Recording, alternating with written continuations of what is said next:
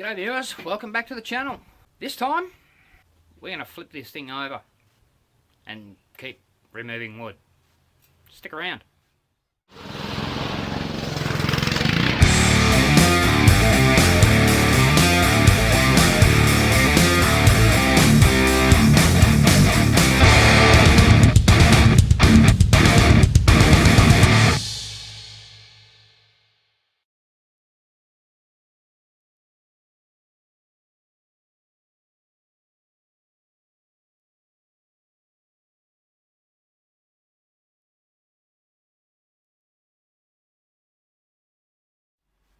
If this is your first time here, welcome to the channel. I hope I can teach you something. You like what you see and consider subscribing.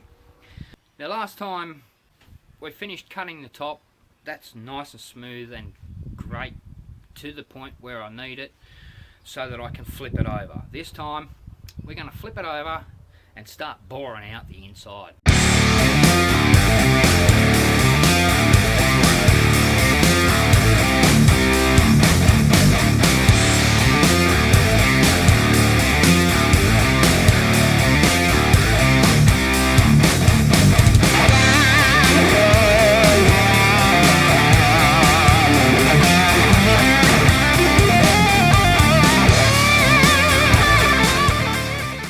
Downside, unfortunately, the 4 original screw holes I put in the bottom, well, they're more than 200 millimeters apart, and that's the distance apart I've made the holes on the top. So now I have to re-drill, mark out and re-drill 2 holes down here. First thing you need to do is find the center, which is easy enough to do when you've got a joint like this.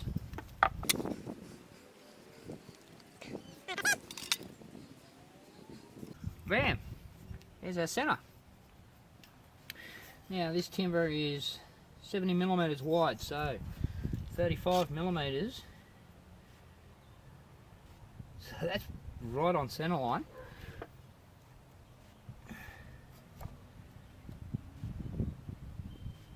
So it's that. Okay.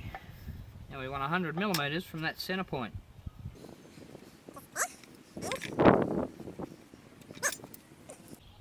Drill holes there.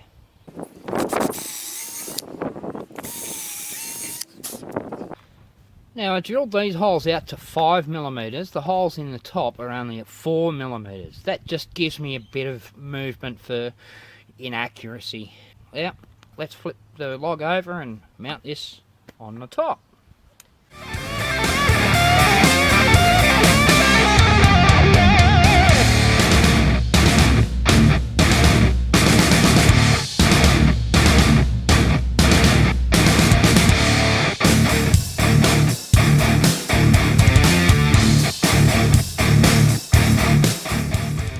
Here's a tedious quandary. You can see there at full depth the tip of the bent is just a couple of millimeters below the surface. Basically that means I have to skim that bit off now, because if I leave it and shorten these uprights now, it's going to sit above the top, so I'm not going to be able to cut the first cut. See what I mean? Straight piece of steel across the top of the frame. Now remember, the base of the router sits below the top of the frame. So put that straight edge up there. We look under here, it's just below. But that's not quite 25 millimeters, it's about 23 millimeters. So basically, what that means, I have to cut the first cut at full depth, take everything apart and shorten these uprights, then put it all back together and keep cutting. How annoying. Well, no, we're not going to be routing the top of it because the new router's faulty. So that needs to go back. The bad news there is my local store has no more in stock. And no idea when they're getting new stock because made in China. So in the meantime, let's start hollowing out the rest of it. Meaning all of this needs to go. Now I didn't want to be doing that first because I wanted some sort of solid base to lay the router on, because I have to cut, well, you can see there, but that's actually a bit wide. That's all got to go, and I need to cut a ridge around the edge for a solid base, and then step that down a bit and then hollow everything out. If I take all this away, I'm not going to have a solid base to do that.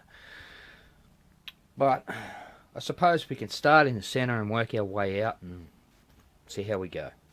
Now what I'm going to be using is a spade bit, a 32mm spade bit, biggest one I can get, because that's going to remove a lot more material than just a hole saw, and it'll go a lot deeper. And this kit comes with an extension bar, so once I run out of depth with that, well, I just attach the extension bar, keep going. Let's just start off with this first, see how far we get.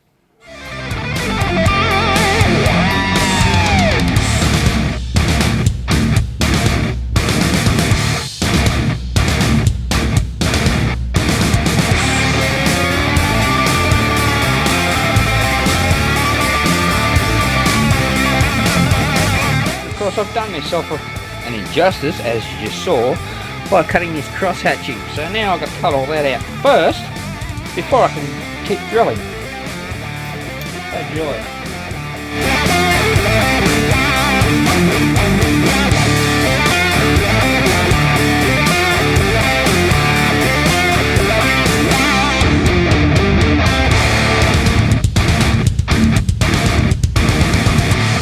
Well, this is going to take a while and it's going to be kind of boring, so I'll bring you back when I get somewhere.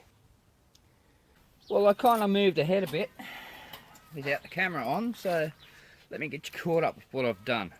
First thing, I need a ledge, obviously. I need a base. So I marked a 20mm line from the edge of the trunk, not the edge of the bark. I didn't include the bark at all because that's probably got no support in it at all, or very little. And then from there, it needs to step down so it can have a bottom on it. So I've marked another 20mm line. So we've got a total of 40mm in from the edge of the wood. And then I've gone around with my spade bit and drilled out, well, most of them. I've still got a few here to do. And so far, the deepest point, which is in here, is about 65mm. So I've only got about, I don't know, 270mm to go. And some of them haven't even been started yet. So I'm going to continue on with the spade bit and basically just take out the outside. The middle can come out later. I'll figure that out. And as I mentioned a bit earlier, by doing it this way, I'm actually shooting myself in the foot, so to speak, because once I drill out all this, I have no platform on which to rest the router. For the initial cut, to get it down to size, that's fine, but once I go to cut this step, that's where it's going to get difficult, because I'm going to have like that much of a shoulder to rest the router on. So I may have to come up with some sort of guide, because as you can see over here, well, I did that with an external guide and that's what it did. So I mean, doing this may work for me because I may be able to come up with an internal guide, which means it can't go out any further than where it needs to. But I'll have to get all this out first.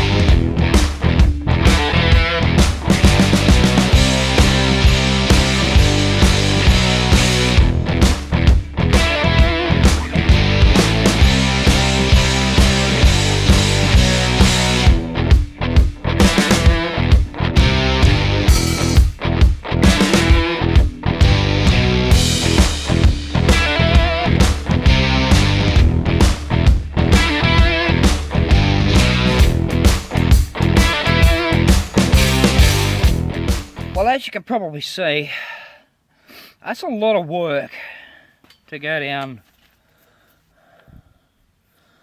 what's that, 50 millimeters, around there. And that can get boring after a while, not only doing it but watching it.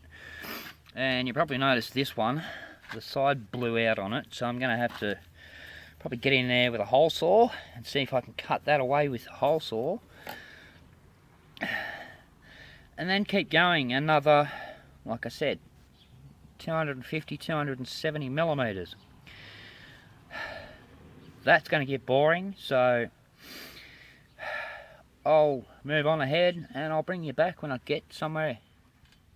Well, after about an hour of drilling, I now have the majority drilled down to a depth of about 100 millimeters, but you notice, well, there's one, and this area over here, they're not so deep. Mainly because, like you can see here, it's broken through the wall of the adjacent hole, and we'll just throw it out. So they're going to be a bit more difficult. But what I'm going to do now that I've got down to there is attack it with the ultrasonic and see what happens. What's the worst that can happen?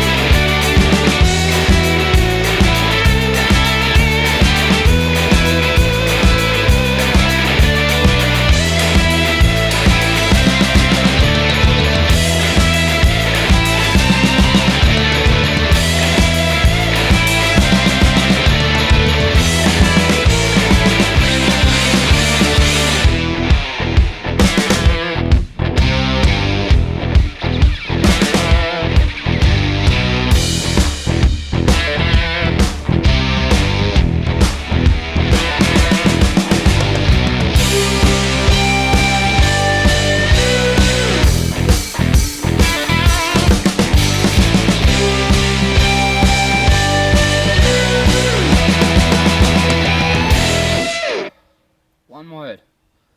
Wow. My hands are buzzing and it's kind of loud.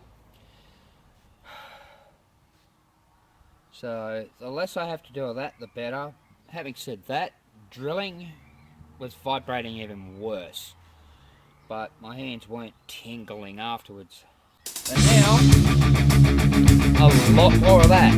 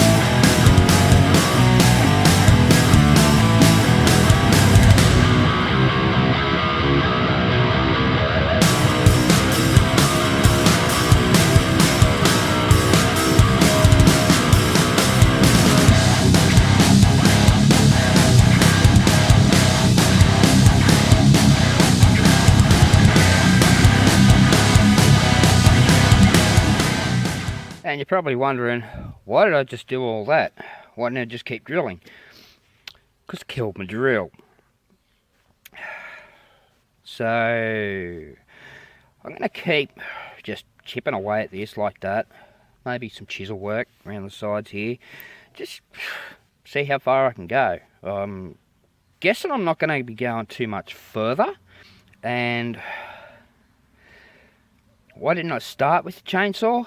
Well, because I don't trust the saw, and I don't trust me with the saw.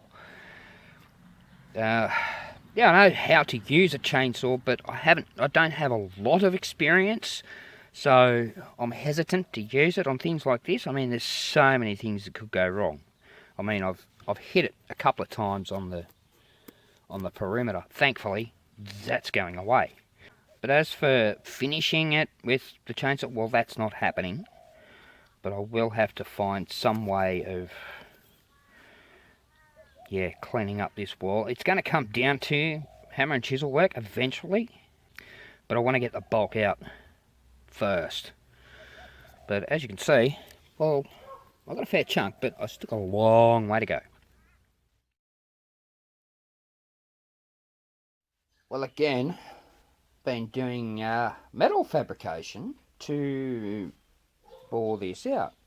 What I have here is a triangle. Now I still need to put an extension piece on the back because at its broadest point, obviously there's a gap here, and I want this to be able to traverse the entire frame at any point. So I still need to add that. But what I've done here is a triangle plate which matches the base bolt configuration on my pedestal drill. The head of which is there, and will now go onto that, allowing me a solid base so I can drill down. Still needs a bit of work because with the spindle at full extension, which is only about 55mm, it's, well, the bit's nowhere near anything. And if I add the extension into the mix, well, it's too shallow. There you go. So that's pretty much where it'd need to be in the chuck, and that's bottoming out. So I still need to make another extension piece to add to that to make it higher, and then gradually bring the height down. That, with the extension and the bit, get out of the way, in the chuck, at full extension, well, that's actually deeper than what we need, but you get the idea. We can go to where we need to go. But as I said, that means that this, for now, to get this out, is actually too short, so we need to make an extension piece. I already have more triangles cut and drilled and ready to go. I just need to, well, there's one tacked onto the other piece, and I just need to figure out how long I need to make that to work. Another thing I have to do, if you look in here, you'll notice, well, that's a lot smaller. So I've already started. Piece of flat steel, wrap that around so that fits on there, and that will make up the gap between this and, well, that hole in there. I just need to finish that up, tack it on, and that's good to go. So I'm going to do that first before I start setting everything up and getting heights and all that sort of good stuff.